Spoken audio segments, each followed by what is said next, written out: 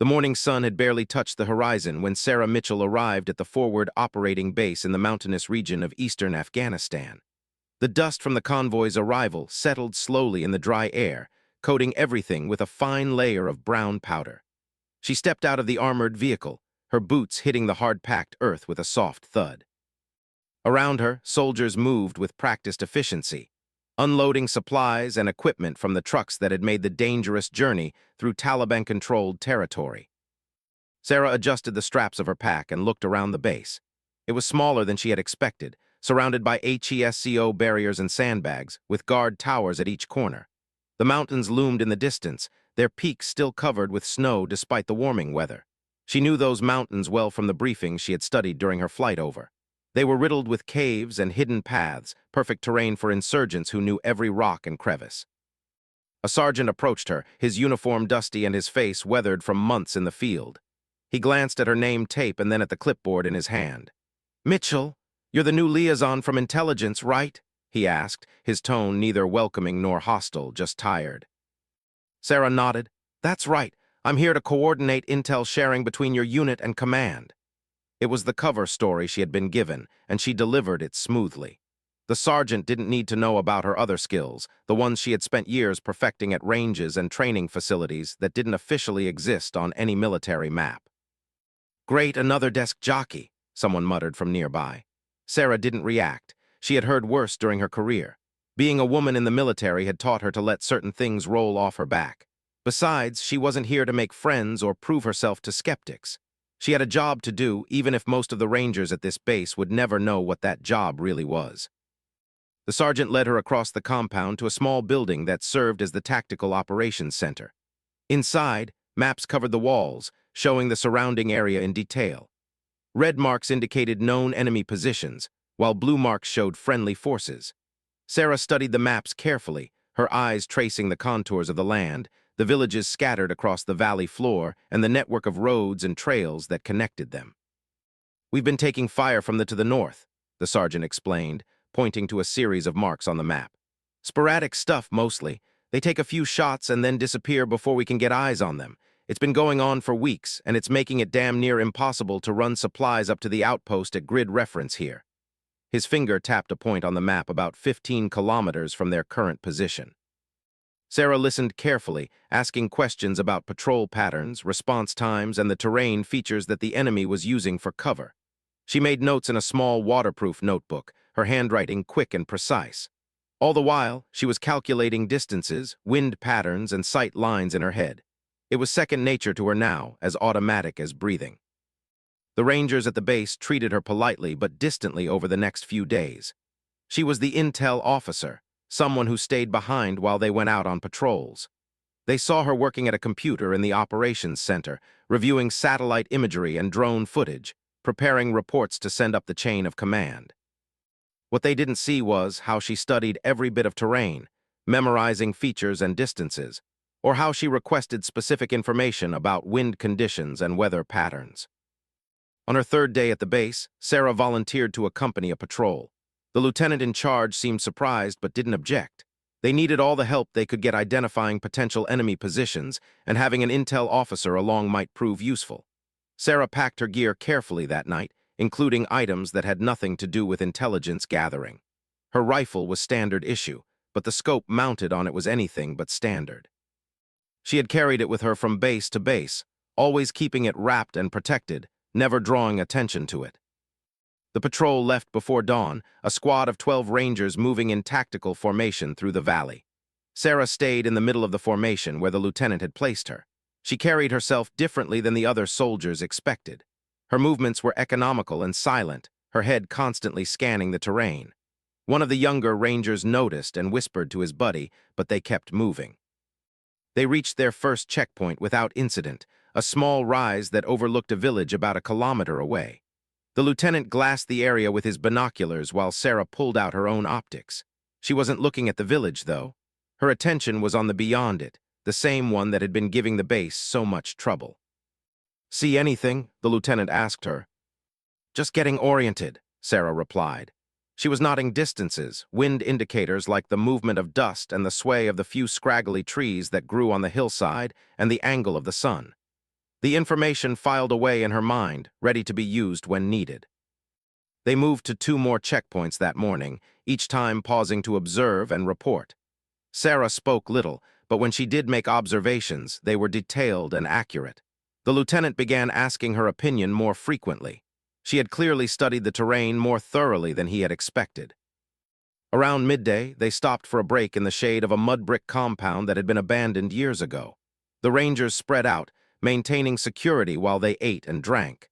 Sarah found a spot where she could see the approaches to their position. She ate quickly, mechanically, her mind still working. "You're pretty switched on for an intel weenie," one of the sergeants said, settling down near her. His tone was friendlier than most. "Where'd you serve before this?" "Around," Sarah said vaguely. "Did some time in Iraq, a rotation in Africa." All true, though she left out the parts about the specialized training, the competitions she had won, and the missions that were still classified above top secret. The sergeant nodded. "You handle yourself better than most newbies. I was worried we'd have to babysit you, but you're doing all right." Sarah allowed herself a small smile. "I've been around the block a few times." They finished their break and prepared to move to their final checkpoint before returning to base. The lieutenant wanted to get a closer look at a route the enemy might be using to move supplies. It would take them within a few hundred meters of the base of the, closer than they usually operated. The patrol moved carefully, using whatever cover the terrain offered. The heat was building now, making the air shimmer above the rocks. Sarah felt sweat running down her back, but she ignored it. Her attention was focused ahead, reading the land, looking for anything out of place. They were approaching a dry riverbed when Sarah saw it. Just a flash of light there and gone in an instant. It came from high from a position that would give a clear view of the riverbed and the route they were taking. She froze, her hand coming up in the signal to stop. The Rangers halted immediately, dropping into whatever cover was available. The lieutenant crawled over to her. "What is it?" "Reflection," Sarah whispered. "Up on the ridge about 800 meters just left of that distinctive rock formation." She pointed, but the position was barely visible without optics. The lieutenant looked through his binoculars, scanning the area. "I don't see anything." "It was quick," Sarah said. "Could have been glass, a scope maybe, or binoculars." They waited, watching. Minutes passed. Nothing moved on the ridge. The lieutenant was about to give the order to continue when Sarah saw it again, just a brief glint of light. This time she was certain. Someone was up there watching them. "Contact possible," the lieutenant radioed back to base. "We might have eyes on us from the North Ridge." He gave their position and the location of the possible enemy observer. Base acknowledged and told them to proceed with caution. Air support was unavailable, tied up with another operation. They were on their own. The patrol moved more cautiously now, every ranger aware that they might be in someone's sights. They made it through the riverbed without incident and took up position in a cluster of boulders that offered good cover. From here, they could observe the route they had been tasked with checking. Sarah positioned herself where she could watch She had her rifle ready now, though she made no obvious preparations.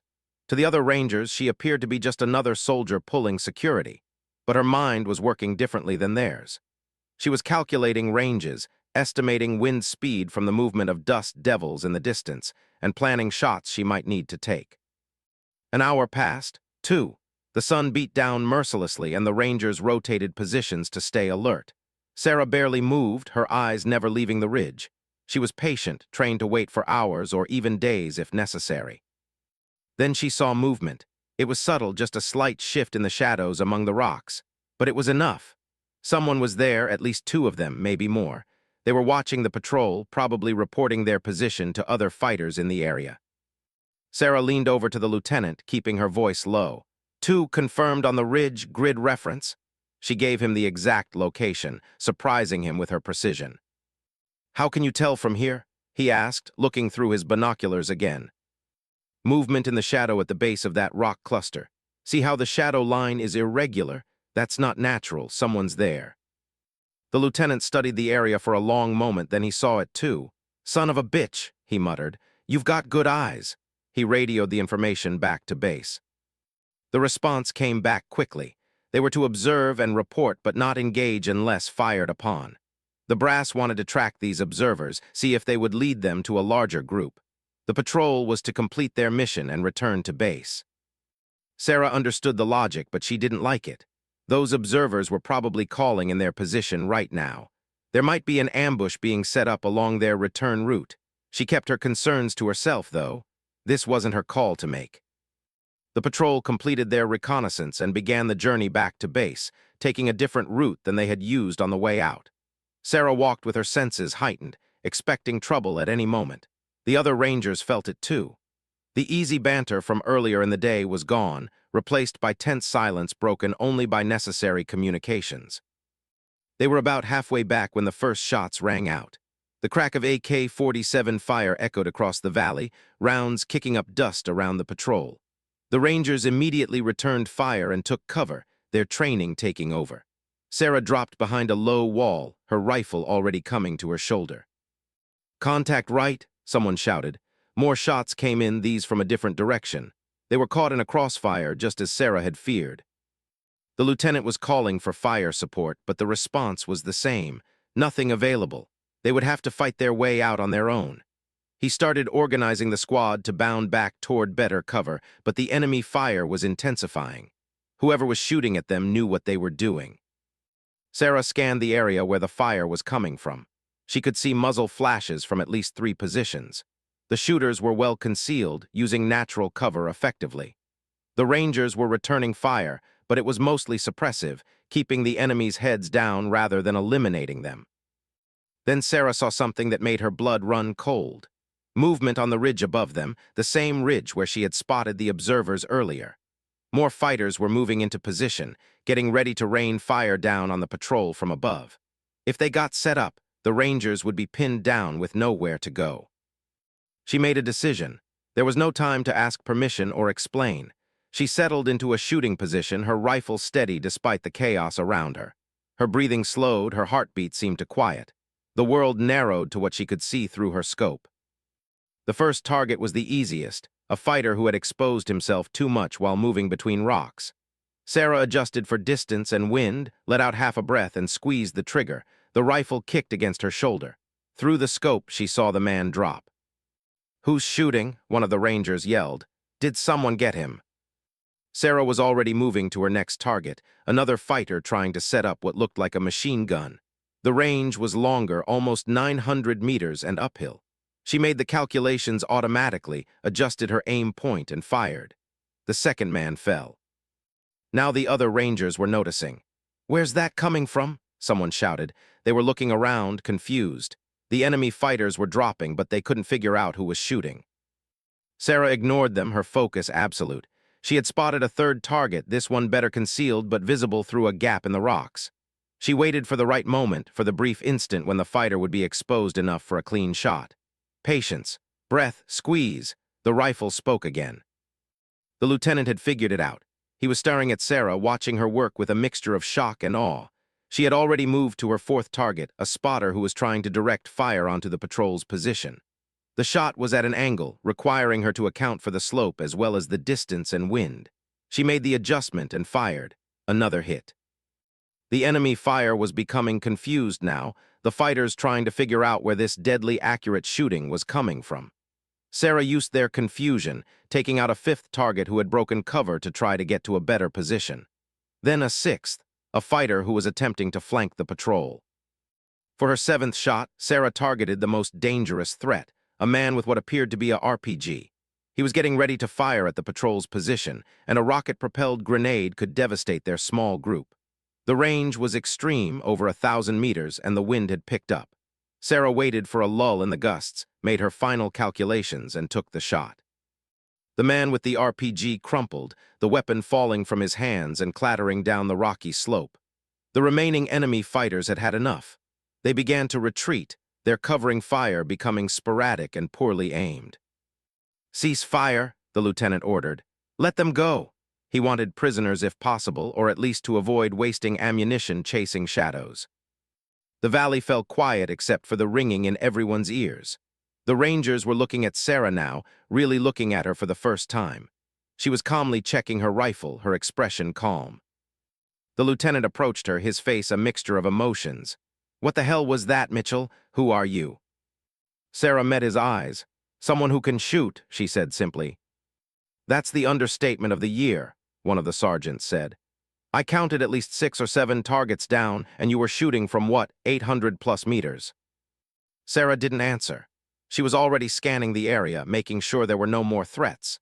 The lieutenant let it go for now, knowing they needed to get moving before the enemy could regroup. The patrol made it back to base without further incident, though everyone was looking at Sarah differently now. Word spread quickly through the small base. The intel officer who nobody had paid much attention to had just saved their patrol with some of the most impressive shooting anyone had witnessed outside of sniper school. Sarah knew her cover was blown. There would be questions, lots of them, but that was a problem for later. For now, she cleaned her rifle, made her reports, and prepared for whatever came next. The Rangers didn't know she was a sniper before today. Now they did, and everything was about to change. The debriefing started within an hour of their return to base. Sarah sat in the operations center, surrounded by officers who wanted to know exactly what had happened out there.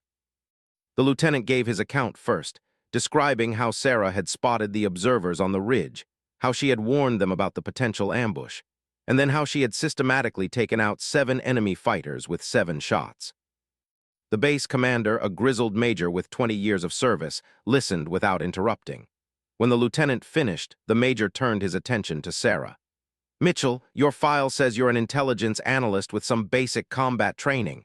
It doesn't say anything about advanced marksmanship skills. Want to explain that? Sarah had known this moment would come. She had hoped to operate under the radar for her entire deployment, gathering intelligence and only using her specialized skills when absolutely necessary. But the situation had forced her hand, and now she had to deal with the consequences. Sir, my assignment here is classified above your clearance level, she said carefully. I'm authorized to share certain information with you, but I'll need to make a secure call to my command first. The major's eyebrows went up. Your command? You mean you're not actually assigned to my unit? Not in the traditional sense, no, sir. Sarah pulled out a card from her pocket, one she had hoped she wouldn't need to use. It had a phone number and a code word. If you call this number and provide the authentication code, they'll explain the situation.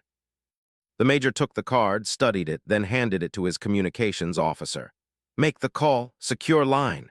He turned back to Sarah. While we're waiting, why don't you tell me where you learned to shoot like that?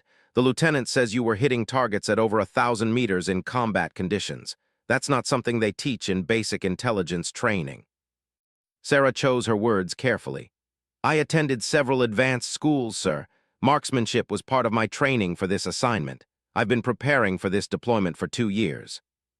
Several advanced schools, the major repeated. You mean like Scout Sniper School? Among others, yes, sir.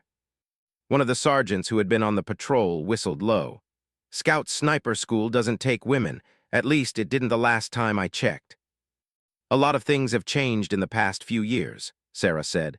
The military has been running some experimental programs, seeing what works and what doesn't. I was part of one of those programs. The communications officer returned, holding a phone. Sir, I have a colonel on the line. He's asking to speak with you privately. The major took the phone and left the room. Everyone else sat in awkward silence, stealing glances at Sarah. She remained calm, her posture relaxed but alert. She had been through similar situations before, though never quite this publicly. When the major returned 15 minutes later, his entire demeanor had changed. He looked at Sarah with new respect and perhaps a touch of wariness. It seems, Mitchell, that you're a very special asset. Colonel explained your role here, at least the parts I'm cleared to know. He also made it very clear that your presence here is need-to-know only. Yes, sir, Sarah acknowledged. However, the major continued, given what happened today, I think we need to adjust how we're using you. You saved those Rangers' lives. If word gets out about what you can do, and it will because soldiers talk, then we need to be smart about this. He paused, thinking. How do you feel about working more closely with our patrol teams? Not on every mission, but when we need precision fire support. Sarah considered the question. This wasn't what she had been sent here to do. Her mission was to gather intelligence on enemy leadership, to identify high-value targets for elimination or capture. But she also understood the reality of the situation. These Rangers needed help, and she was in a position to provide it. I'm willing to do whatever helps the mission, sir, she said. But I'll need to maintain my cover as an intelligence officer for most operations. There are people I'm tracking, and if they realize there's a sniper operating in this area, they'll change their behavior patterns. The major nodded slowly. Understood. We'll be selective about when and how we use your skills, but when we do use them, I want you to have the support you need. What do you require? A spotter would be helpful for longer range work, Sarah said. Someone who understands ballistics and can help with calculations. Also, better intelligence on enemy positions and movements. And I'll need freedom to position myself before operations begin, sometimes well in advance. Done, the major said. He looked at the lieutenant who had led the patrol. I want you to work with Mitchell on mission planning. She knows what she needs. Make it happen. Over the next few days, Sarah's role at the base evolved. She still maintained her cover as an intelligence analyst, spending hours reviewing drone footage and signal intercepts. But now she also worked closely with Lieutenant and his team, planning operations where her skills might be needed. The Ranger's attitudes toward her changed dramatically. The sergeant who had called her a desk jockey on her first day approached her in the mess hall, looking embarrassed. Hey, Mitchell, I owe you an apology. I shot my mouth off when you first arrived, didn't give you a fair chance. Sarah waved it off. Forget about it, you didn't know and I couldn't tell you. Still, that was some impressive shooting out there. Where'd you learn to do that? Practice, Sarah said simply. Lots and lots of practice. What she didn't tell him was that she had been shooting since she was 8 years old, growing up on a ranch in Montana where hitting targets at long range was a necessary skill. She had won her first shooting competition at 12, beating adults with decades of experience. By the time she joined the military, she was already an expert marksman. The military had just refined and enhanced abilities she already possessed. The Rangers started calling her Ghost because of how quietly she moved and how her shots seemed to come from nowhere. Sarah tolerated the nickname, understanding it was meant as a compliment. Some of the younger soldiers started asking her for shooting tips, and she found herself conducting informal training sessions during downtime. The key is breathing control, she explained to a group of Rangers one afternoon at the base's makeshift range.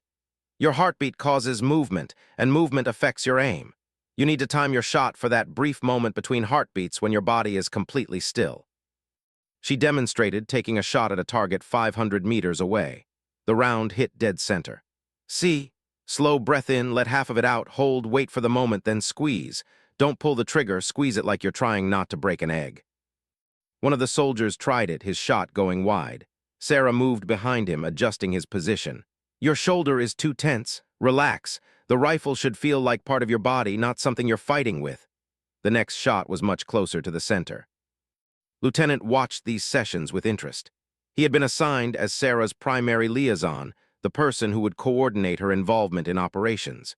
He was a good officer, smart and thoughtful, and he understood the delicate balance Sarah had to maintain.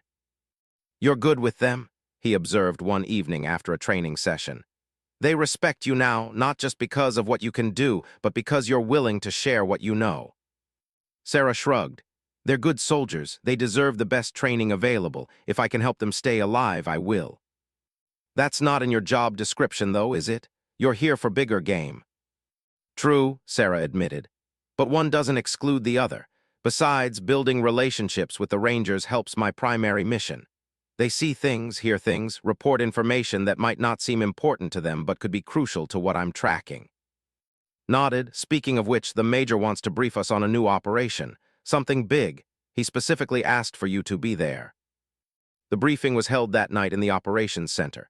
The Major had aerial photographs spread across the table, showing a compound in the mountains about 20 kilometers from their base. Intelligence suggests this location is being used as a meeting point for regional Taliban commanders, he began. We've had eyes on it for 3 weeks now, and there's increased activity in the past few days. Lots of movement, people coming and going. Sarah studied the photographs carefully. She recognized some of the terrain features from her own research. This compound was in an area she had been monitoring, though from a different angle. What's the source of the intelligence? She asked. Signals intercept mostly, backed up by drone surveillance. We've identified at least 3 high-value targets who are supposed to be meeting there within the next 72 hours. The Major pointed to photographs of 3 men. These are our primary objectives. If we can capture or eliminate them, it would significantly disrupt enemy operations in this entire region.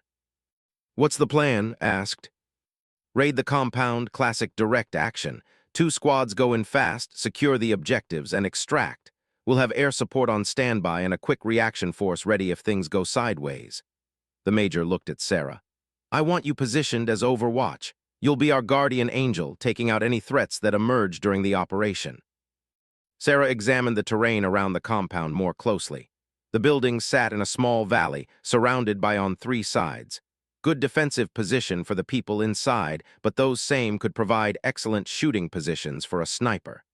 "I'll need to get into position the night before," she said.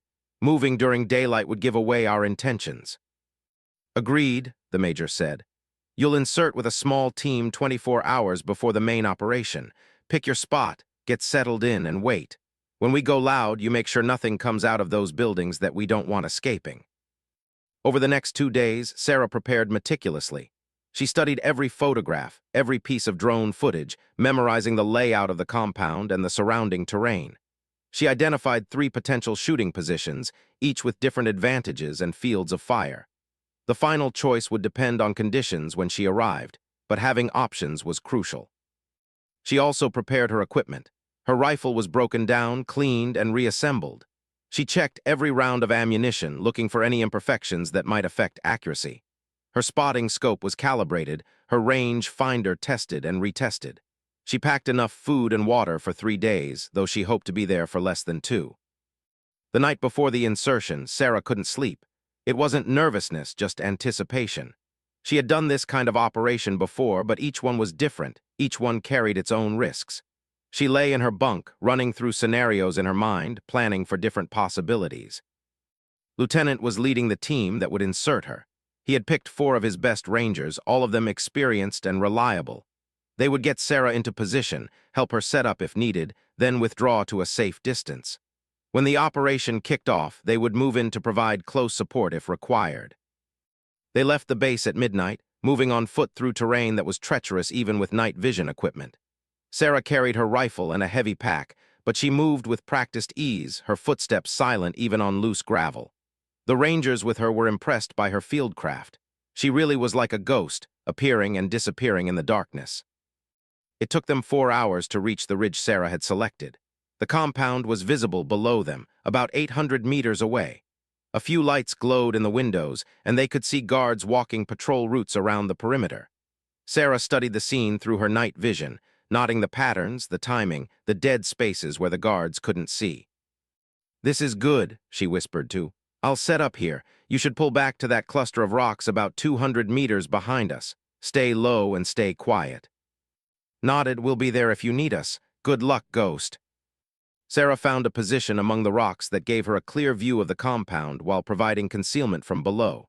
She arranged her gear carefully, setting up her rifle on its bipod, positioning her spotting scope and range finder within easy reach. She laid out her ammunition where she could access it quickly, and she arranged loose rocks to create a natural-looking hide that would break up her silhouette. Then she settled in to wait. This was perhaps the hardest part of being a sniper, the waiting. Hours would pass, maybe days, with nothing to do but watch and stay alert. She couldn't move much, couldn't make noise, couldn't do anything that might give away her position. She ate cold rations, drank sparingly from her water bottles, and remained absolutely still. The sun rose slowly, painting the mountains in shades of orange and pink. Sarah watched the compound come to life below her. More guards appeared, replacing the night shift. People emerged from the buildings, men in traditional dress talking and smoking. She studied each face, comparing them to the photographs she had memorized. None of them were the high-value targets yet, just local fighters and support personnel. The day passed slowly. The temperature rose, making Sarah's position among the rocks uncomfortably hot. Sweat ran down her face, but she didn't wipe it away. Any movement, even something that small, could give her away. She simply endured, her focus never wavering from the compound below. As evening approached, activity at the compound increased. More vehicles arrived, including a truck that Sarah recognized from intelligence reports. This was the kind of vehicle the Taliban commanders favored, unmarked but well-maintained. Men got out, greeted by people from the compound. Sarah watched through her scope, her heart rate increasing slightly. One of the new arrivals matched the description of a high-value target, a man known for coordinating attacks across 3 provinces. She keyed her radio, using a click code to alert and the base that important targets were arriving. The response came back quickly. The operation was a go for tomorrow morning, just after dawn when people would be tired and less alert. Night fell again and Sarah remained motionless in her position. She could see the lights in the compound, could occasionally hear voices carried on the wind. More vehicles arrived during the night, more men entering the compound. Whatever meeting was planned, it was clearly important. Sarah allowed herself small movements now, working one muscle group at a time to prevent cramping. She ate another cold ration, drank some water, and prepared herself mentally for what was coming. Tomorrow would be intense, chaotic, dangerous. But she was ready. She had trained for this, prepared for this, and she would do her job to the best of her ability.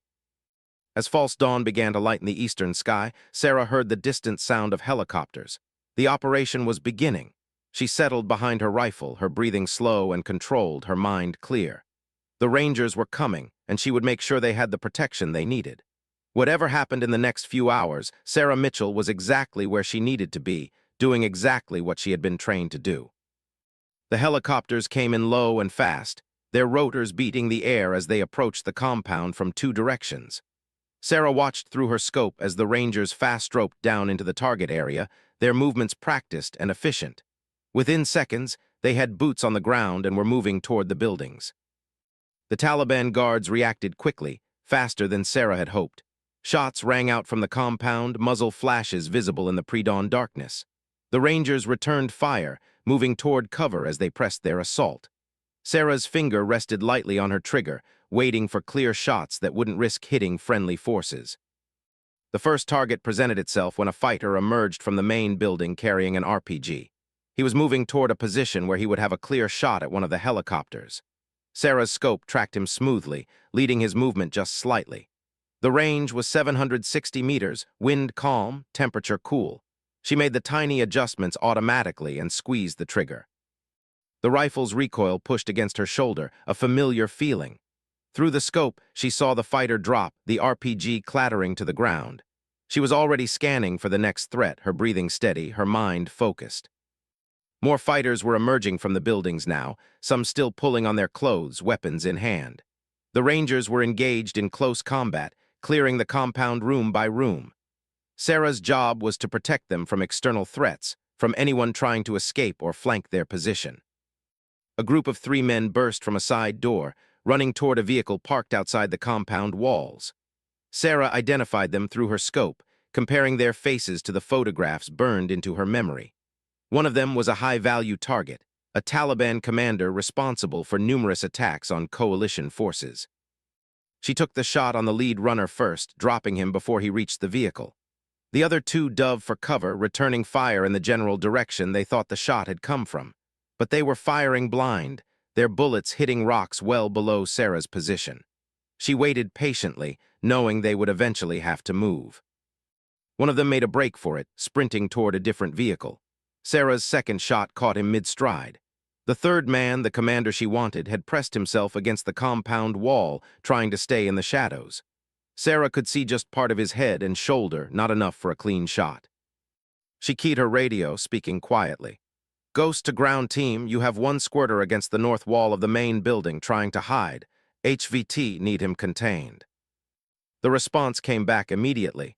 "Ground team copies, moving to intercept." Sarah kept her scope on the commander, waiting. She saw him look around frantically, trying to figure out where to go.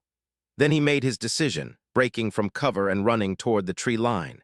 It was a long shot, over 900 meters now, and he was moving fast through uneven terrain. Sarah's training took over. She wasn't thinking about the distance or the difficulty of the shot. She was simply reading the target's movement, predicting where he would be when the bullet arrived. She led him by what seemed like an impossible amount, compensating for the bullet's flight time and the target's speed. The trigger broke cleanly. She watched through the scope as the commander stumbled and fell, hitting the ground hard.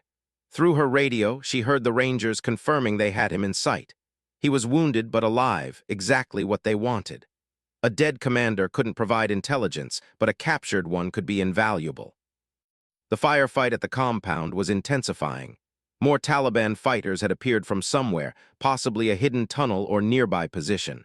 They were trying to surround the Rangers, using the terrain to their advantage. Sarah shifted her focus, looking for the greatest threats. She found one immediately, a machine gunner setting up on a ridge across the valley. If he got that weapon into action, he could pin down the entire Ranger force. The range was extreme, well over 1,000 meters, and the wind had picked up as the sun rose higher. Sarah checked her wind indicators, watched the heat shimmer starting to rise from the ground, and made her calculations. The shot required holding off target by nearly 2 meters to account for wind drift and drop. Sarah set her aim point and controlled her breathing, waiting for a lull in the wind gusts. When it came, she took the shot. 3 seconds later, the machine gunner collapsed over his weapon. "Good effect on target's voice came over the radio. "You just saved our asses, Ghost. We were about to get hammered." "More targets moving in from the east," Sarah reported, watching new fighters approaching through her scope. "Looks like reinforcements, maybe a dozen strong." "Copy that, engaging." The battle had become chaotic, with multiple threats emerging from different directions. Sarah worked methodically, prioritizing targets based on the threat they posed. A fighter with an RPG took precedence over one with just a rifle. Someone in a leadership position, directing others, was more valuable to eliminate than a lone fighter. She made these decisions in fractions of a second, her mind processing information faster than conscious thought. Over the next 20 minutes, Sarah took 11 more shots, each one finding its target. She was in the zone now, that perfect state where everything slowed down and became clear. The rifle was an extension of her body, the trigger a natural part of her finger. She wasn't thinking about the mechanics of shooting any more than a pianist thinks about which fingers to use. It was pure instinct and skill working together. The Rangers had secured the main compound and were beginning to withdraw, taking prisoners and carrying wounded. The Taliban reinforcements had been broken up by Sarah's accurate fire, their attack losing momentum as their leaders fell. The survivors were retreating, melting back into the mountains. "Ghost, this is ground team leader. We're extracting in 2 mics. Can you cover our withdrawal?" "Affirmative," Sarah responded. She scanned the area looking for any final threats. The compound area was quiet now, smoke rising from a vehicle that had caught fire during the fighting. She could see the Rangers moving in good order, carrying several prisoners and protecting their wounded. The helicopters came back in, landing briefly to pick up the assault force. Sarah watched until they were airborne and clear of the area. Only then did she allow herself to relax slightly, the tension in her shoulders easing just a bit. And his team moved up to her position, their approach careful even though the fighting was over. "Time to go, Ghost. We need to clear the area before they regroup and come looking for whoever was doing all that shooting." Sarah quickly broke down her position, packing her gear efficiently. Within minutes, there was no sign she had ever been there. The team moved out, heading back toward friendly territory through a different route than they had used coming in. They traveled for 6 hours, moving carefully through terrain that offered both cover and concealment. Sarah was tired now, the adrenaline wearing off and leaving her feeling drained. But she kept pace with the Rangers, her movements still silent, her awareness still sharp. They couldn't afford to let their guard down until they were safely back at base. The sun was high overhead when they finally saw the forward operating base ahead. Sarah felt relief wash over her, but she didn't let it show. The mission wasn't over until they were inside the wire and had debriefed. The major was waiting for them at the base entrance along with several other officers. His face was serious, but Sarah could see satisfaction in his eyes. "Welcome back. Good work out there. The operation was a success, and we have 3 HVTs in custody, plus intelligence gathered from the compound. Get cleaned up and rested, then we'll debrief in 4 hours." Sarah nodded, too tired to speak. She headed to her quarters, stripped off her dusty, sweat-soaked gear, and took her first real drink of water in what felt like days. Her body was sore from lying in one position for so long, her eyes strained from hours of looking through scopes. But underneath the physical exhaustion, she felt the satisfaction of a job well done. The debriefing was thorough, with everyone involved in the operation giving their accounts.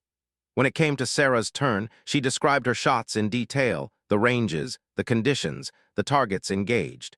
The intelligence officers were particularly interested in the information about enemy reinforcements and their approach routes. 18 confirmed eliminations, the major said, reviewing her after-action report. "That's exceptional work, Mitchell.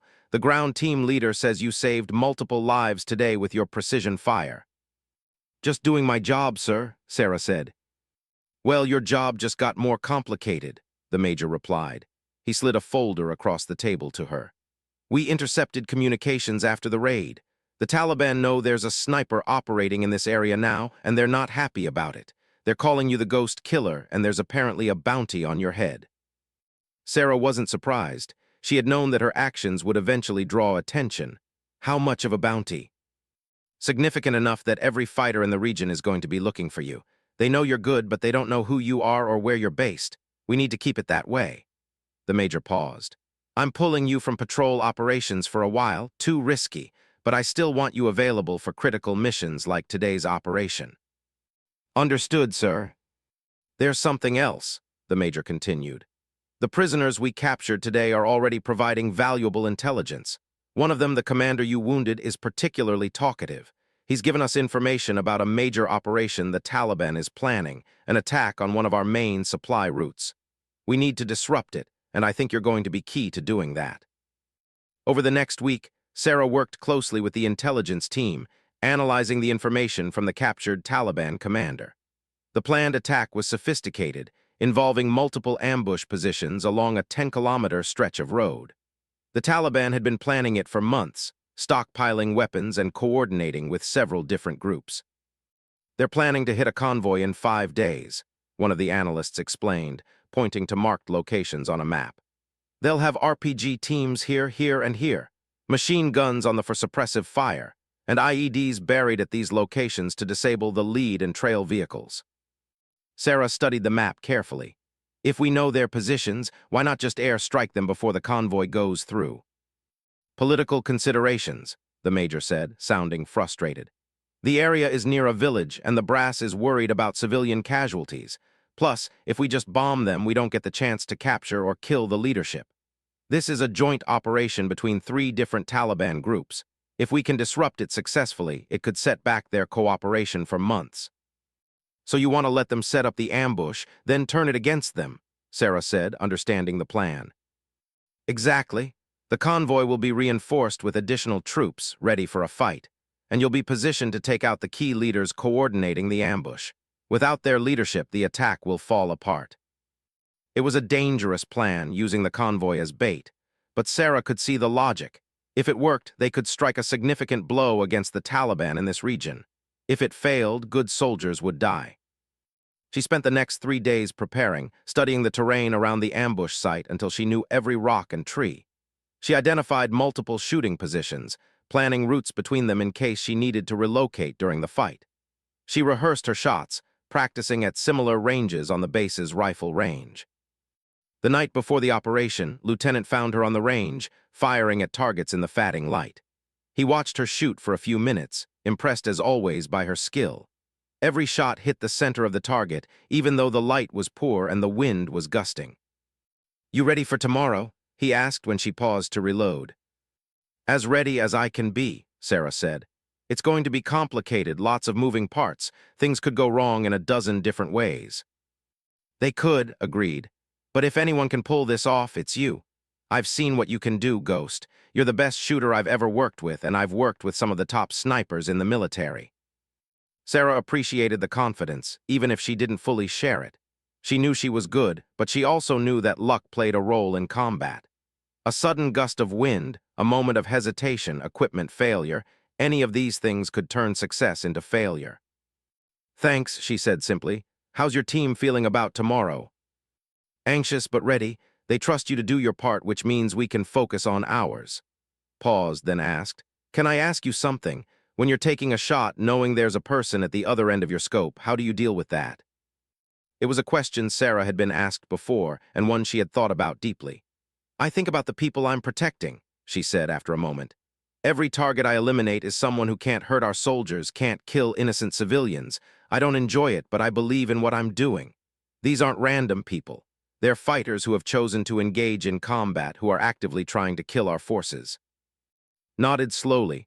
"That makes sense. I just wanted to understand how you process it. Some snipers I've known, it eats at them after a while." "It does," Sarah admitted. "I won't lie and say it doesn't affect me. I just try to focus on the mission, on the lives saved rather than the lives taken. And I make sure every shot is justified, every target is a legitimate threat. That helps me sleep at night." They talked for a while longer about the mission, about their lives before the military, about anything except the danger they would face tomorrow. When finally left, Sarah took one more show. Sarah was in position 3 hours before dawn, hidden among the rocks on a ridge overlooking the road where the ambush was planned. The night was cold at this altitude, cold enough that she could see her breath, but she remained motionless despite the discomfort. Her shooting position gave her clear views of 3 of the 4 planned ambush locations, with the 4th just barely visible at the extreme edge of her range. Through her night vision equipment, she could see Taliban fighters moving into their positions. They were professional about it, moving carefully, maintaining noise discipline, setting up their weapons with practiced efficiency. Sarah counted at least 30 fighters, maybe more hidden in positions she couldn't see. The intelligence had been accurate about the scale of this operation. She identified the leaders by watching the patterns of movement. There were 3 men who seemed to be coordinating things, moving between positions, checking preparations, making final adjustments. These would be her primary targets when the convoy arrived. Take out the leadership, and the ambush would lose its coordination. The hours passed slowly. Sarah remained absolutely still, controlling her breathing to minimize any vapor that might give away her position. She ate nothing, drank sparingly, and waited with the infinite patience that was the hallmark of a true sniper. As the sun began to rise, painting the mountains in shades of red and gold, Sarah heard the distant rumble of diesel engines. The convoy was approaching right on schedule. She could see it now, a line of vehicles moving along the valley road below. To the Taliban fighters waiting in ambush, it would look like a normal supply convoy, vulnerable and unaware of the danger ahead. What the Taliban didn't know was that this convoy was anything but normal.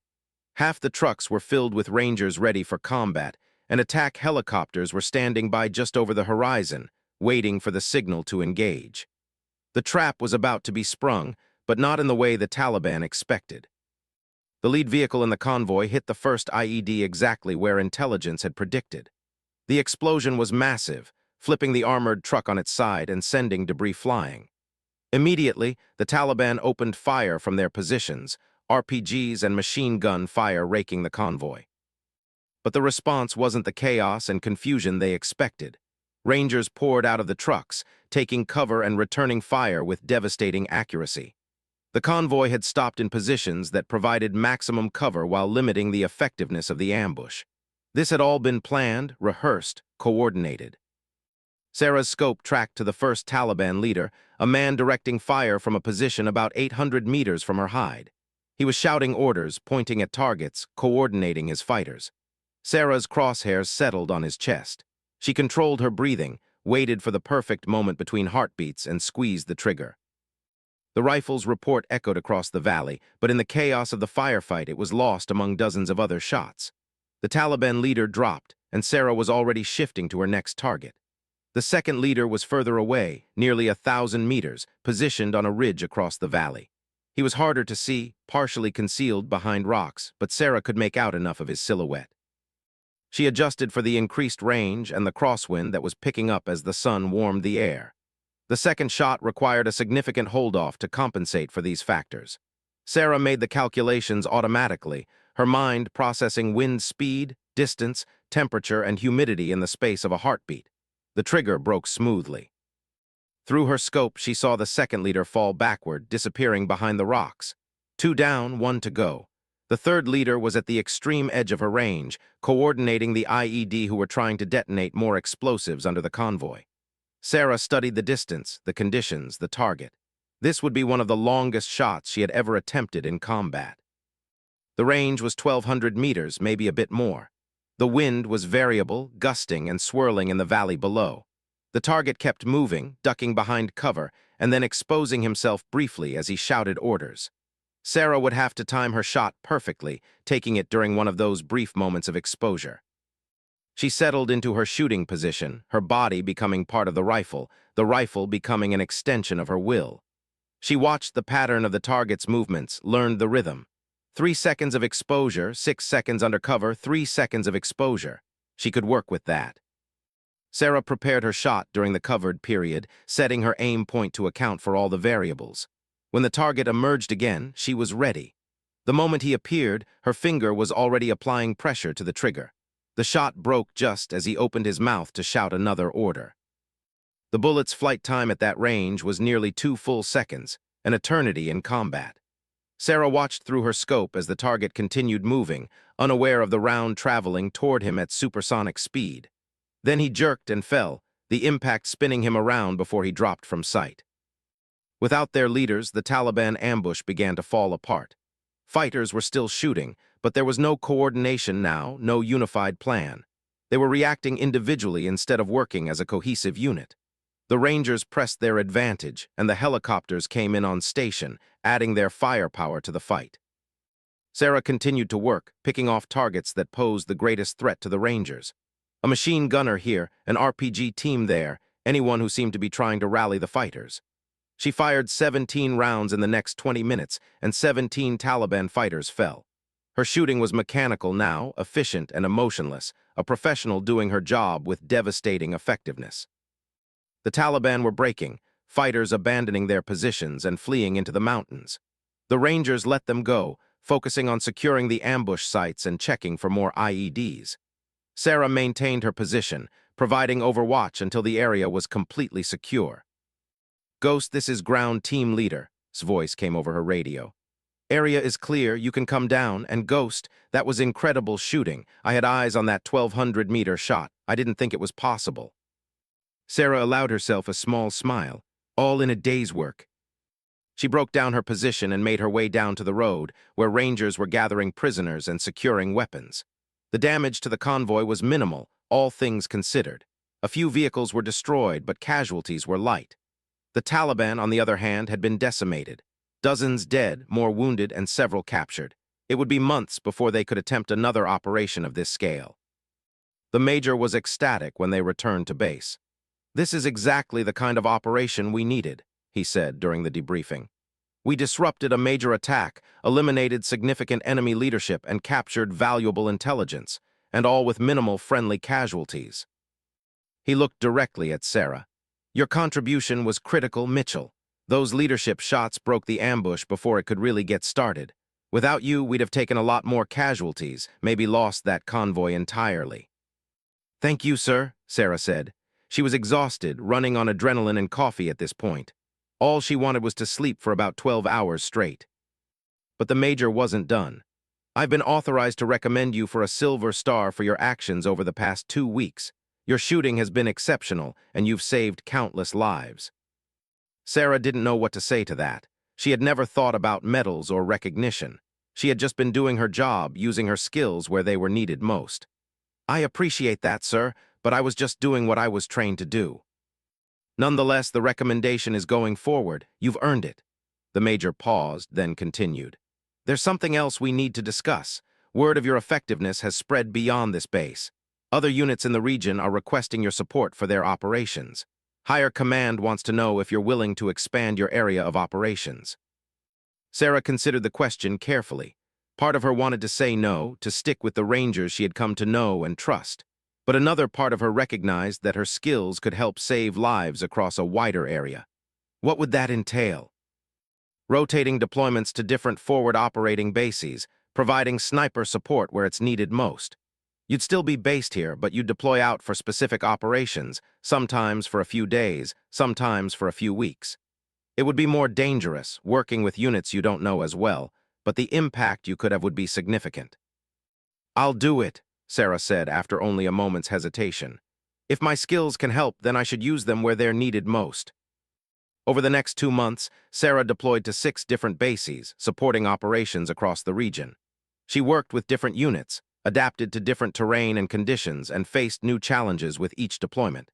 Her reputation grew with each successful operation. Soldiers started calling her the Ghost, and the Taliban continued to put bounties on her head, not knowing they were looking for a woman. One operation took her to a base near the Pakistan border, where a company of army infantry was dealing with fighters who crossed the border to launch attacks before disappearing back across. The terrain was brutal, steep mountains with few roads and fewer clear firing positions. The company commander, a captain named, briefed her on the situation. "They hit us at night mostly, small teams with RPGs and mortars. By the time we can respond, they're gone. We've tried patrols, ambushes, everything. Nothing works because they know this terrain better than we do." Sarah studied the maps, looking for patterns in the attacks. "They're coming from the same general area each time," she observed. There must be a route they're using, something that gives them good access to your base while staying concealed from your observation posts. We think so too, but we haven't been able to locate it, admitted. The terrain is too broken up, too many possible approaches. Then I'll find it, Sarah said with quiet confidence. Give me 3 days and I'll locate their route and their staging area. She took a small team of soldiers who knew the area and began a methodical search, looking for signs of repeated use that would indicate a trail. It was painstaking work, examining terrain features through optics, looking for disturbed earth or vegetation, anything that might indicate human passage. On the second day, she found it, a narrow trail that wound through the mountains, hidden from casual observation but showing definite signs of regular use. She followed it carefully, eventually spotting a small camp about 4 kilometers from the American base. This was where the fighters were staging before their attacks. Sarah positioned herself on a ridge overlooking the camp, settled in, and waited. She knew from the pattern of attacks that they would come again soon, probably within the next day or two. All she had to do was be patient. Her patience was rewarded the following night. Just after dark, she saw movement in the camp below. Fighters were gathering, checking weapons, preparing for another attack. Sarah counted at least 15 men, more than she had expected. This wasn't going to be a small, harassing attack. They were planning something bigger. She radioed the information back to the base, giving them the location and strength of the enemy force. The response was immediate. Wanted to send out a patrol to intercept them before they could attack, but that would mean moving soldiers through difficult terrain at night, and the enemy would likely spot them coming. Sarah had a different idea. Let me disrupt them from here. I can take out enough of them that the rest will abandon the attack. They won't know where the fire is coming from, and by the time they figure it out, your quick reaction force can be in position to cut off their retreat route. Like the plan. You really think you can do enough damage from where you are? Trust me, Sarah said. I've done this before. She settled behind her rifle, checking her night vision scope and confirming her range to various points in the camp. The fighters were moving around, making final preparations. Sarah identified what appeared to be the leaders, 2 men who were directing the others. Her first shot took out one of the leaders, dropping him in the middle of giving orders. The shot echoed across the mountains, and the camp erupted in confusion. Fighters dove for cover, trying to figure out where the shot had come from. Before they could organize a response, Sarah's second round took out the other leader. The remaining fighters were panicking now, abandoning their attack plans and trying to escape. Sarah systematically engaged them as they fled, her night vision scope giving her a clear advantage in the darkness.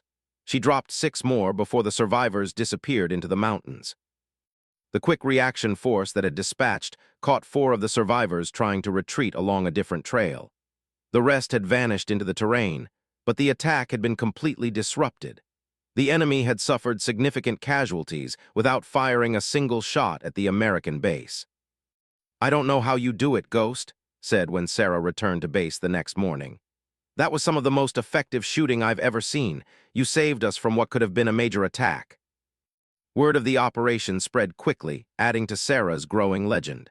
The Ghost had struck again, appearing out of nowhere to devastate enemy forces before vanishing.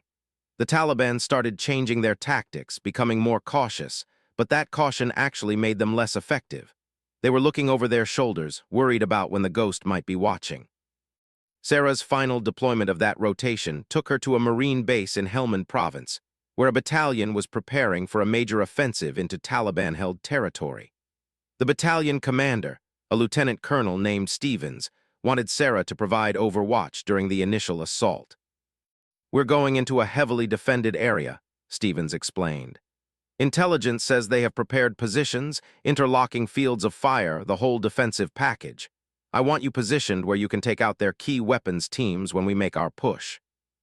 Sarah spent days studying the target area, using every piece of intelligence available. Satellite imagery, drone footage, reports from locals, everything. She built a complete picture of the enemy defenses in her mind, identifying the strong points that would need to be neutralized. The assault began at dawn on a Tuesday, with Marines advancing under cover of artillery and airstrikes. Sarah was positioned on a hill 1,500 meters from the main defensive line, her rifle ready.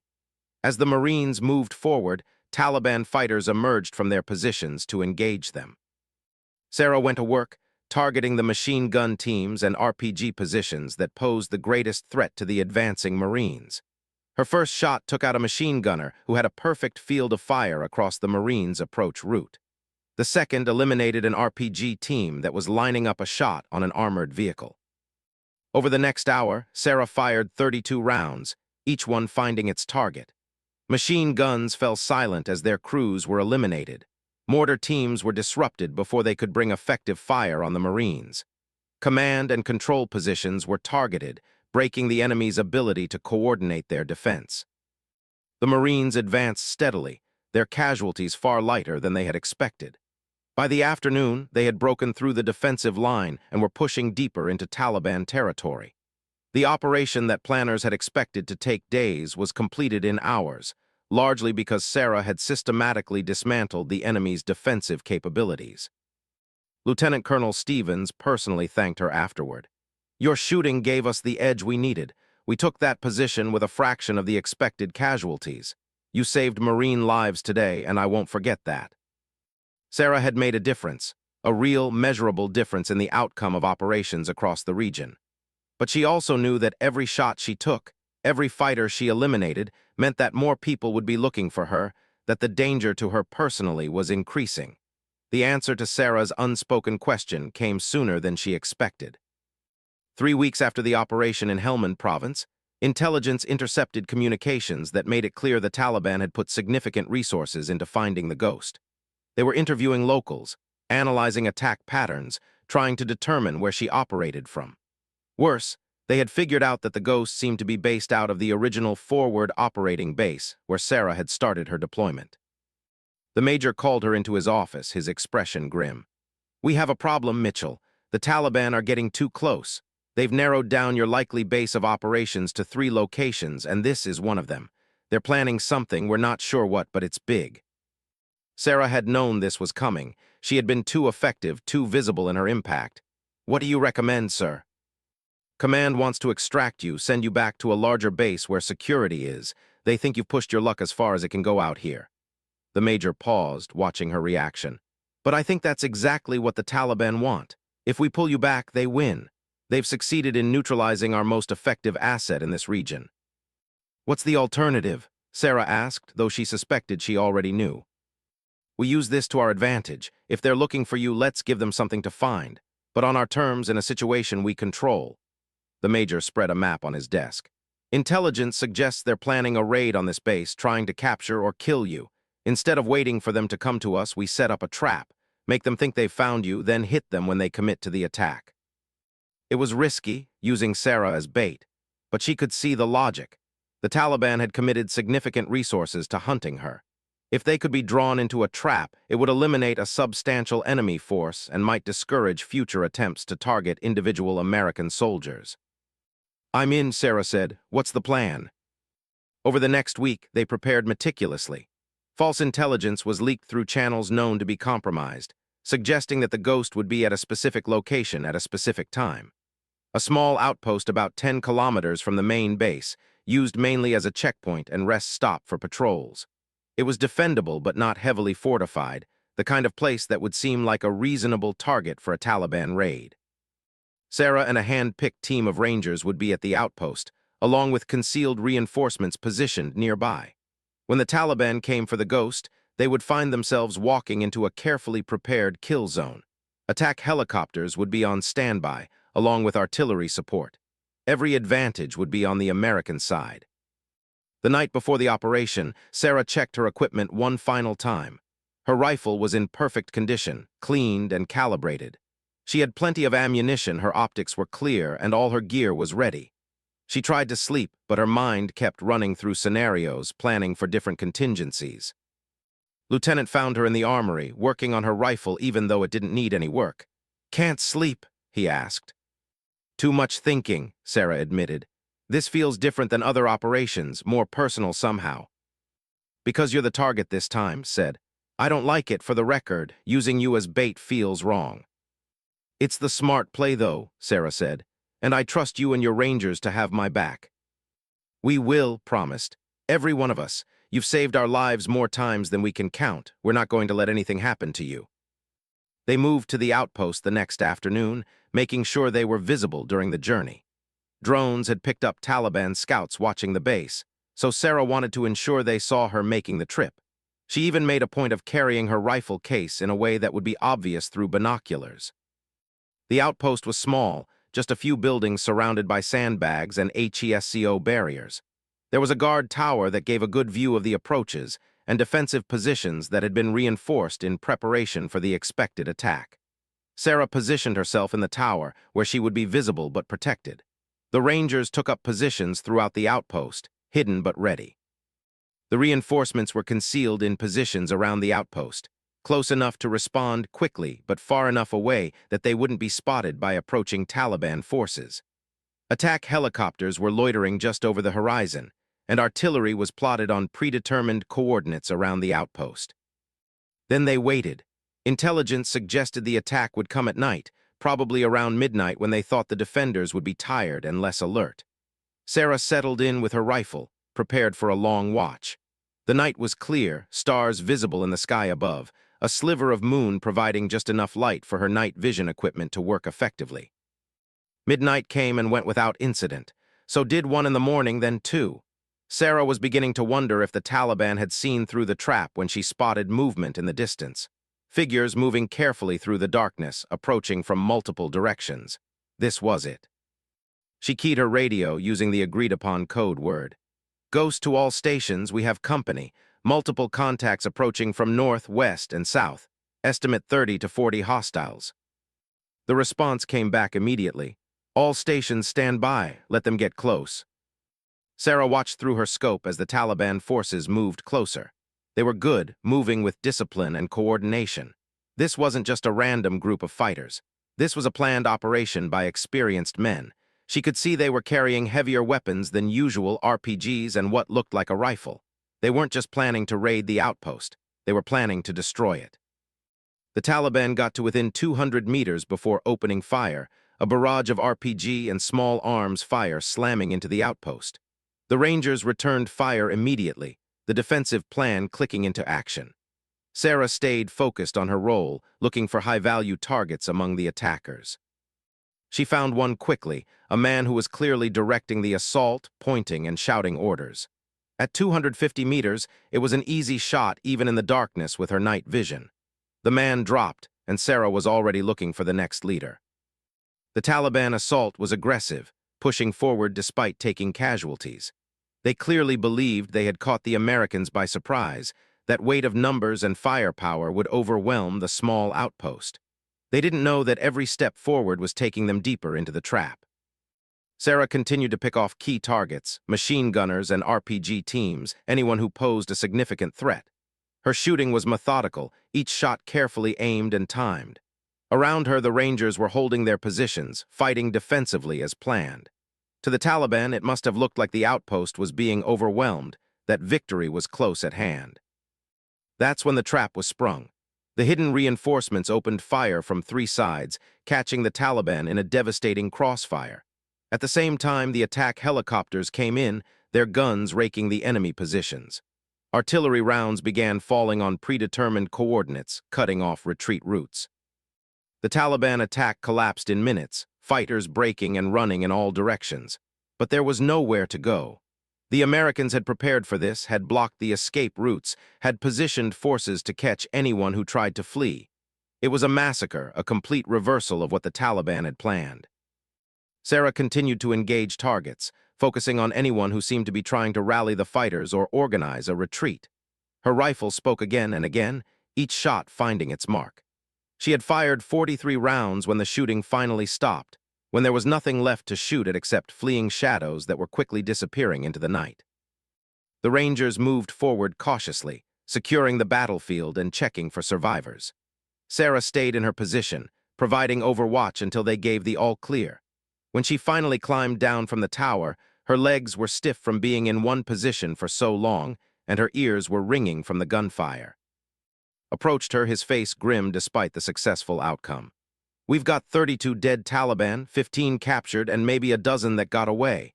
No friendly casualties, not even minor wounds. It was a perfect ambush." "Good," Sarah said, feeling suddenly exhausted.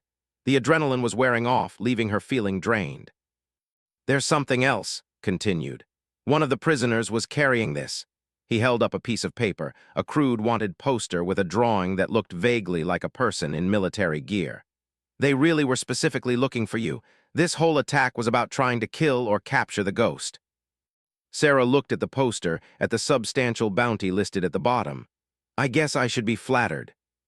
"More like concerned," said. "This isn't going to stop, Ghost. You've become too important, too valuable a target. They're going to keep coming." He was right, Sarah knew. This operation had been successful, but it had also proven that the Taliban were willing to commit significant resources to eliminating her. The question was what happened next. The answer came from higher command 2 days later. Sarah was being rotated out of the forward operating bases, pulled back to a larger base where security was. Her deployment wasn't over, but her time operating in small outposts was done. The risk had become too great. Sarah had mixed feelings about the decision. Part of her was relieved to be moving to a safer location. But another part felt like she was abandoning the Rangers who had become her brothers in arms, the soldiers she had fought alongside and protected with her rifle. The Rangers threw her a going-away gathering the night before she left, an informal affair in the mess hall with whatever food and drinks they could scrounge up. It wasn't much, but the sentiment behind it was genuine. These men had come to respect her, not just for her skills but for her character, for the way she had fought beside them without asking for special treatment or recognition. "Speech," someone called out, and others took up the chant. "Speech, speech." Sarah stood reluctantly, not comfortable being the center of attention. "I'm not good with speeches," she began. "But I want you all to know that serving with you has been one of the highlights of my career. You're some of the finest soldiers I've ever worked with, and I'm honored to have fought alongside you. I may be leaving, but I won't forget you, and I won't forget what we accomplished together." The Rangers cheered, raising whatever drinks they had, stood and raised his cup. "To the Ghost, the best damn sniper any of us have ever seen. May your shots always be true, and may your enemies never see you coming." "To the Ghost," the Rangers echoed, drinking the toast. Later that night, after the gathering had broken up and everyone had returned to their quarters, Sarah stood outside looking at the mountains that surrounded the base. She had spent months in these mountains, hunting enemies, protecting soldiers, making a difference. It was hard to leave, even though she knew it was the right decision. "Going to miss this place?" asked, joining her outside. "More than I expected," Sarah admitted. "When I came here, I thought I'd just do my job and move on, but this became more than just a job. These people became my family." "They feel the same way about you," said. "You saved a lot of lives, Ghost, not just with your shooting, though that was incredible, but also with your presence, the confidence you gave people knowing you were watching over them. That's going to be hard to replace." "Someone else will come along," Sarah said. "Someone with skills who can help. I'm not irreplaceable." "Maybe not," agreed, "but you're definitely unforgettable." Sarah left the base the next morning, flying out on a helicopter that took her to a larger installation 200 kilometers away. From there, she would continue her deployment in a different capacity, still using her skills but in a more controlled environment. The wild days of operating from small forward bases were over. Her new assignment involved training other snipers, sharing the lessons she had learned during her time in the field. She also conducted specialized missions, high-value targets that required her particular expertise. But it wasn't the same as being out there with the Rangers, feeling like she was making a direct, immediate difference in their lives. 6 months later, Sarah's deployment ended, and she rotated back to the United States. She was recommended for the Silver Star, as promised, and several other commendations for her actions. During her time in Afghanistan, she had conducted over 40 operations, eliminated more than 200 enemy fighters, and saved countless American and Allied lives. Her shooting had been so effective that Taliban tactics had changed in the regions where she operated, fighters becoming more cautious, less aggressive, less effective. But what mattered most to Sarah wasn't the medals or the statistics. It was the letters she received from Rangers who had served with her, thanking her for keeping them safe, for being there when they needed her most. It was knowing that soldiers had gone home to their families because she had been good at her job. She kept in touch with some of the Rangers, including who sent her updates about what was happening at the old base. Things had settled down somewhat after she left. the Taliban apparently deciding that targeting American snipers was more costly than it was worth. The operations continued, the war went on, but without the same intensity that had marked Sarah's time there. Eventually, Sarah accepted a position as an instructor at a specialized training facility, teaching the next generation of snipers the skills they would need to survive and succeed in combat. She was demanding of her students, pushing them hard, but always fair. She taught them not just the mechanics of long-range shooting, but the mindset required to be effective in combat. One day, a young female soldier approached her after class. "Ma'am, I heard stories about you, about what you did in Afghanistan. Is it true what they say about the ghost?" Sarah smiled slightly. "Probably not. Soldiers love to exaggerate." "But you were there, right? You did operate as a sniper in combat." "I was there," Sarah confirmed. "I did what needed to be done with the skills I had been given." "I want to be like you," the young soldier said earnestly. "I want to make a difference like you did." Sarah looked at the young woman, seeing the same determination she had once felt herself. "Then work hard, learn everything you can, and never forget why you're doing this. It's not about the shooting or the excitement or even the recognition. It's about protecting the people who can't protect themselves, about being there when you're needed most. If you can remember that, you'll do fine." The young soldier nodded, absorbing the words. Sarah watched her walk away, thinking about her own journey from a ranch in Montana to the mountains of Afghanistan. She had been a sniper who the Rangers didn't know about, operating in the shadows, making a difference one shot at a time. She had been the ghost, the legend whispered about around bases and in enemy camps. But more importantly, she had been a soldier who did her duty, who used her skills in service of something greater than herself. The medals and the recognition would fade eventually, but the knowledge that she had made a difference, that she had saved lives and completed her mission, that would stay with her forever. Sarah Mitchell had gone to war as an unknown intelligence officer, a secret weapon hidden among regular troops.